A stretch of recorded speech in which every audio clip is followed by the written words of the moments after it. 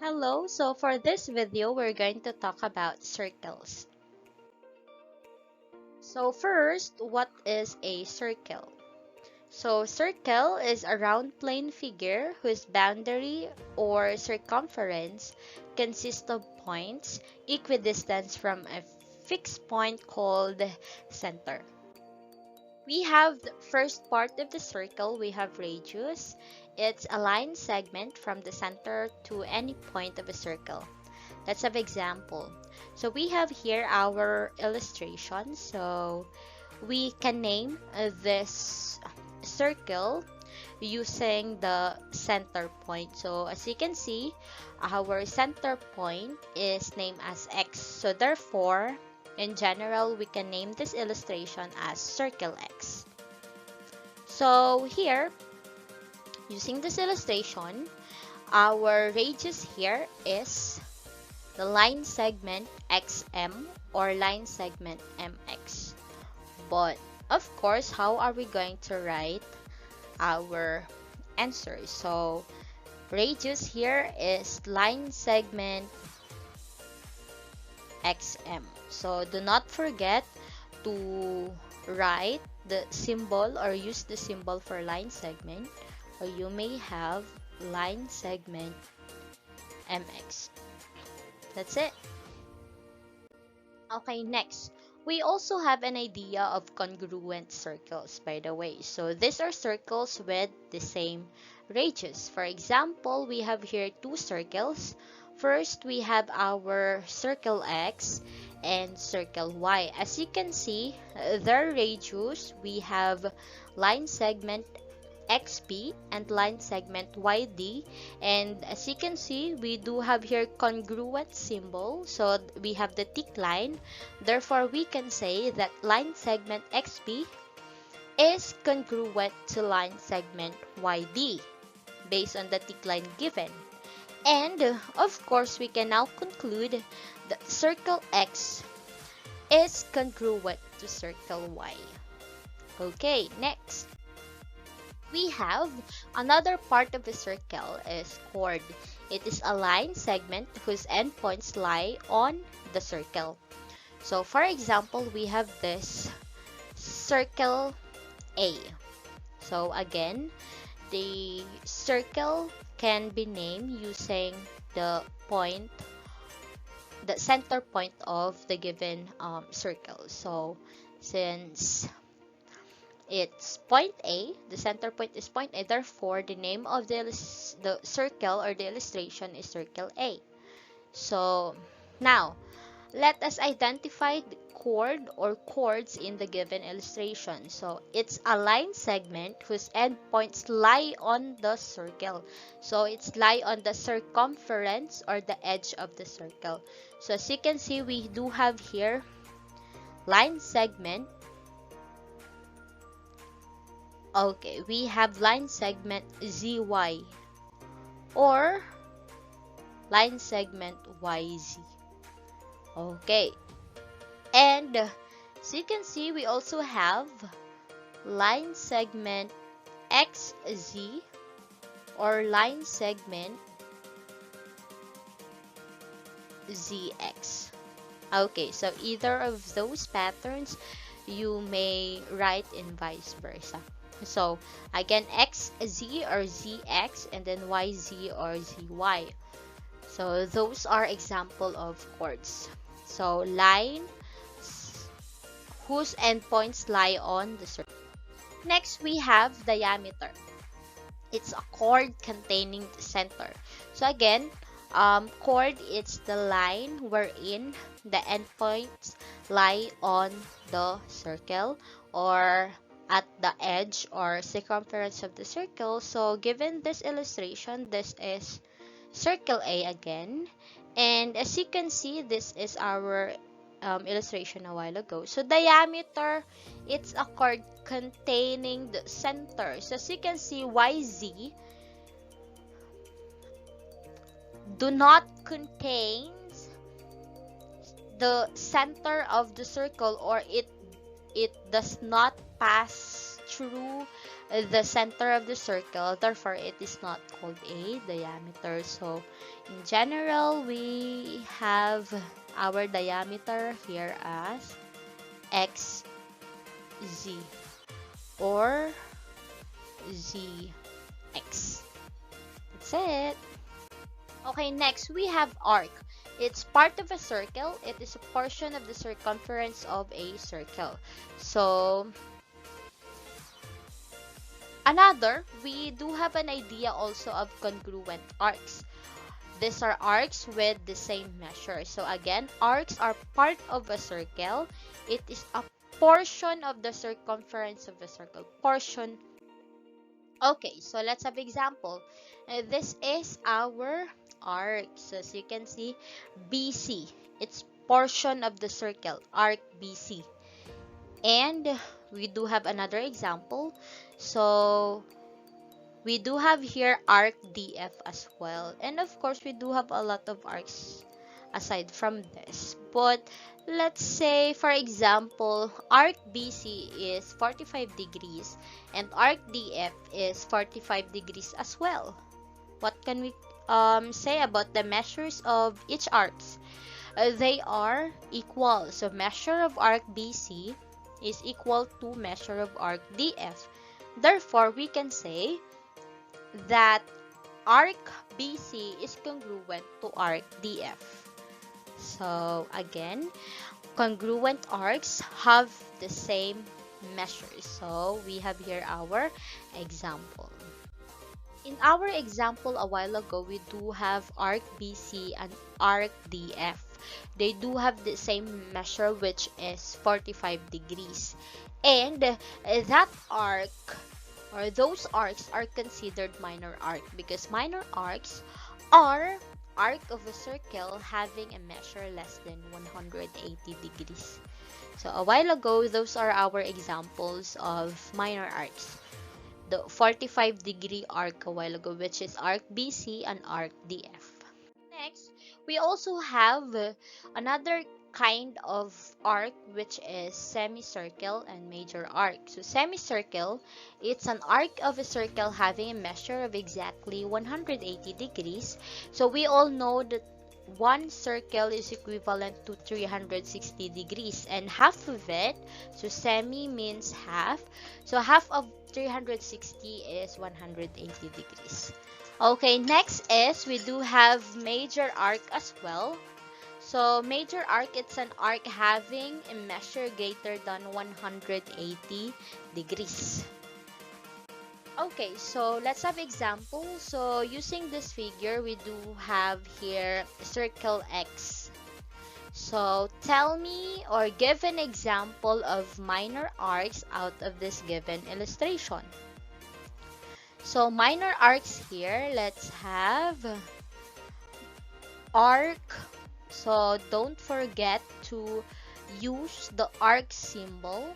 So arc DA. Next, what else? So we can have arc AB. So it is less than 180 degrees, I guess. So next, what else? So we can have arc BC. Okay. And what else? We can also have arc CD. Okay, and I believe there are other examples aside from this, but maybe that's enough already. So again, minor arcs. So we are supposed to write minor arcs using two capital letters and with the arc symbol, of course. Okay, next, how about give an example of semicircles out of the given illustration. So clue, in order for you to find out the semicircles easily, you are supposed to look at or find the diameter, and that would easily tell you or give you an example of half of the circle arc. So we have here So our diameter here is line segment AC. Therefore, it indicates half of the circle. We can now have semicircles. So by the way, how are we going to name semicircles? We are supposed to use 3 letters. So I have here arc A, B, C. So we have here A, B, C. Okay, so next we have, aside from arc ABC, what else? Of course, the other half. So we have here, as you can see, the other half of the circle. So we can have ADC. So remember, you are supposed to use 3 letters, capital letters, to name a semicircle as well. So ADC. Or you may write it vice versa, CDA. Okay, so that's it. Another example, another idea. So aside from minor arcs, semicircles, how about giving examples of major arcs? So major arcs, it's more than 180 degrees. So what are examples of major arcs? So by the way, how are you supposed to write major arcs? So we are going to write it using 3 capital letters as well. Same with semicircles. So let's have arc D A C. Okay, arc DAC. As you can see, I have here arc DAC. Okay, because it's more than 180 degrees. So you may write as well DBC. It's okay. It's the same. Okay, another example. So we may have, we can have DCB. So arc DCB. Okay, if you're going to trace DCB. Okay, so obviously it's more than 180 degrees. So of course, aside from this, there are other examples of these arcs, but I guess it's enough already. So this is how are you going to identify minor arcs, semicircles, and major arcs. Moving on, so we have here also the idea of what we call central angle and inscribed angle. So do not be confused of the two. So it's easy to remember. So central angle, it's an angle whose vertex is the center of the circle. So remember, the vertex of the angle is the center of the circle. So it's central angle. There's a clue for that. And for inscribed angle, the vertex is on the circle. So it's on the circle, or in other words, it's on the edge or on the circumference of the circle. So again, for central angle, the vertex is the center of the circle, while for inscribed angle, the vertex is on the circle or on the circumference of the circle. Okay, so here I'm going to present to you some of the postulates or theorems that would help you in dealing with measurements on circles. So first we have, this is postulate 22. It's the central angle intercepted arc postulate. So what is this postulate all about? The measure of the central angle of a circle is equal to the measure of its intercepted arc. So what is intercepted arc? So later on you would know through illustration. So again, remember the measure of the central angle of the circle is equal to the measure of its Okay, to further understand what is central angle intercepted arc postulates, so based in the definition mentioned a while ago, that the measure of the central angle is the same with the measure of the intercepted arc. So as you can see here, where is our central angle? Our central angle here is this one, the angle BAC. So angle BAC, this is our central angle because the vertex of this angle is the center of the circle. And according to our postulate 22, so whatever the measure of the central angle will be the same with the intercepted arc. Where is the intercepted arc? This one. This is our intercepted arc. So that's it. That is what the central angle intercepted arc postulates. So let's have example for that. Let's say measure of arc BC is 53 degrees. So for example, measure of arc BC. So again, so this is our arc BC. If this is 53 degrees, so what will be the measure of, question is, what will be the measure of angle BAC? So you just simply go back with postulate 22.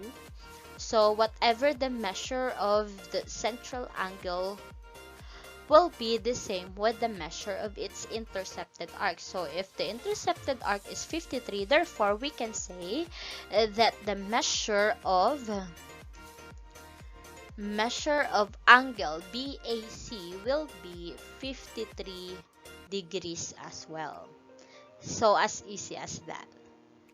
Okay, next, aside from postulate 22, we do have here another theorem that would help you as well in dealing with measures on circles. So inscribed angle theorem. So as mentioned a while ago, inscribed angles are those angles wherein the vertex is on the circle or on the edge or circumference of the circle. So here, the measure of an inscribed angle is 1/2 the measure of its intercepted arc. So for central angle, it's equal to the measure of the intercepted arc. But for inscribed angle, the measure of the inscribed angle is 1/2 only of the intercepted arc given.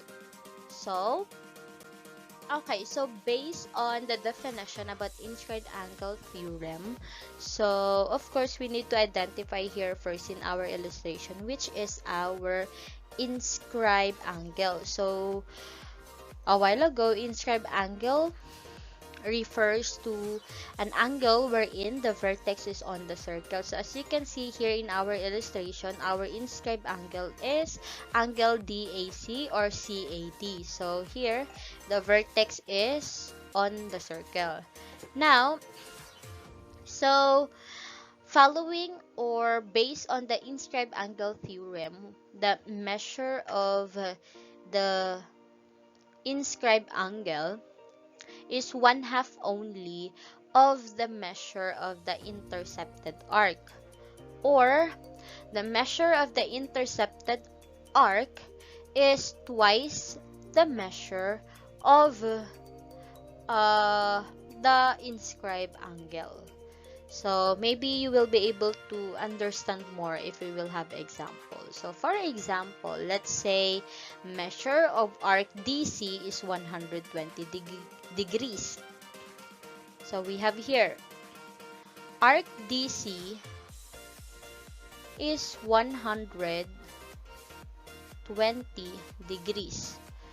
So a while ago in our central angle, if it is central angle, if the intercepted arc is 120, then the central angle is also 120. But if it is inscribed angle, then it would be 1/2 only of the intercepted arc. So if it's 120, therefore, the measure of angle DAC is equal to, what's 1/2 of 120? So 60 degrees. So that's it. Okay, another example. So let's say measure of angle CAP. This is an inscribed angle. So measure of CAP is 75 degrees. Okay, so a while ago, in our first example for inscribed angle theorem, um, the measure of the arc is given, but this time the measure of the inscribed angle is given, so it's vice versa only. So what would be the measure of arc CP? So again, we are asked to find the measure of arc CP given the measure of an inscribed angle, so it's vice versa. So if CP is twice the measure of inscribed angle, so what would be the measure of arc CP, since the inscribed angle is 75. So therefore, we can say that arc CP is equal to 150 degrees. So twice of 75, so 150 degrees. Okay, so last one. So we have here combination of inscribed angle and central angle. So given an illustration, so I'd like you to find the x, the measure of arc CP, and measure of arc CAP. Okay, so as you can see, we have here minor arc and major arc. So let's find out. So applying the postulate and theorems that I've shared to you a while ago, so let's do it one by one so that you can easily sort out details. So since it's central angle, we all know that based on postulate 22, whatever the measure of the central angle will be the same with the intercepted arc of that central angle. So if it is 88, therefore we can say that arc CP is also 88 degrees. So arc CP is equal to 88 degrees. Okay, so next, so to find x, so here, what's the relation of this 88 degrees arc with the angle x, or the value of x here? So as you can see, the x here indicates inscribed angle, measure of an inscribed angle, and we all know the measure of an inscribed angle is 1/2 only of its intercepted arc. So what is 1/2 of 88? So it will be 44 degrees. Okay, so x is 44 degrees. Now another additional task is, since you know already the measure of the arc CP, which is your minor arc, can you please identify what is the measure of arc CAP, which is considered major arc? So CAP, first of course you need to trace the arc that you are supposed to find the measure. So CAP, this is CAP. Okay, major arc. So since arc CP is 88 and you are asked to find the measure of the remaining arcs, in general we all know that a full circle is equal to 360 degrees. So therefore, you just simply subtract 360 by 88 degrees. So what will be the answer? So 272. So you will have 272 degrees for measure of arc CA. And that's it. Okay, thank you so much for watching this video. I hope you learned about preliminary concepts on circles. Thank you.